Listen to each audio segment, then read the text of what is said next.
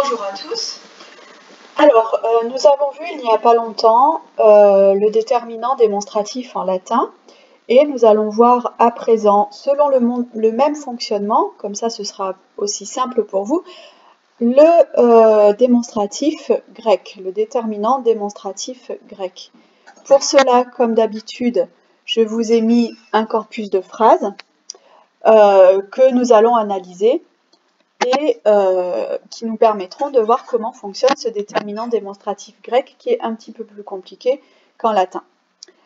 Je vous ai mis comme d'habitude les premières phrases avec la traduction et puis en dessous vous avez des phrases sans traduction mais que vous allez pouvoir analyser parce que vous avez maintenant une certaine connaissance des terminaisons des verbes, donc vous allez pouvoir repérer les verbes sans difficulté. Vous avez aussi une connaissance des terminaisons des sujets, donc vous allez pouvoir aussi les reconnaître, et même chose pour les COD, les COI. Si vous avez des petits trous de mémoire, ce qui, à mon avis, peut arriver, je vous ai mis ici le rappel de ces terminaisons.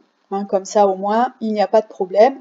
Vous reconnaissez le sujet, le COD, le COI, au singulier masculin, au masculin pluriel, au féminin singulier, au féminin pluriel. Donc n'hésitez pas surtout à vous reporter à ce tableau, il est là pour ça. Je vous ai mis aussi le rappel du code couleur, on encadre les verbes, on souligne en rouge les sujets. En COD, les COD on les met en bleu, les COI soit dans un bleu différent si vous avez deux bleus différents. Si vous avez un seul bleu, eh bien vous mettez deux traits bleus sous le COI et un seul sous le COD. Comme ça vous distinguez bien les deux. À partir de là, vous êtes capable de me faire l'analyse grammaticale de toutes ces phrases avec ce code couleur.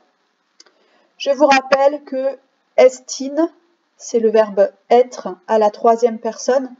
Eisine, ici, c'est le verbe être à la sixième personne, à la troisième personne du pluriel.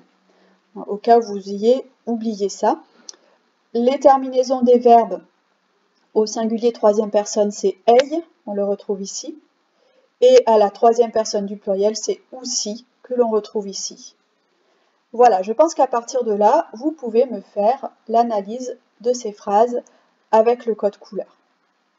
Je vous souhaite bon courage et mettez cette vidéo en pause et ensuite vous aurez la correction.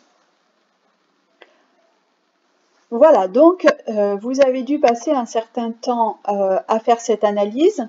Nous allons ensemble la corriger afin de pouvoir relever les déterminants démonstratifs. Vous reconnaissez facilement le verbe être ici, dans les deux phrases. Et en grec, nous l'avons rappelé tout à l'heure, vous avez le verbe estine, qui est donc la troisième personne. Vous pouvez ensuite repérer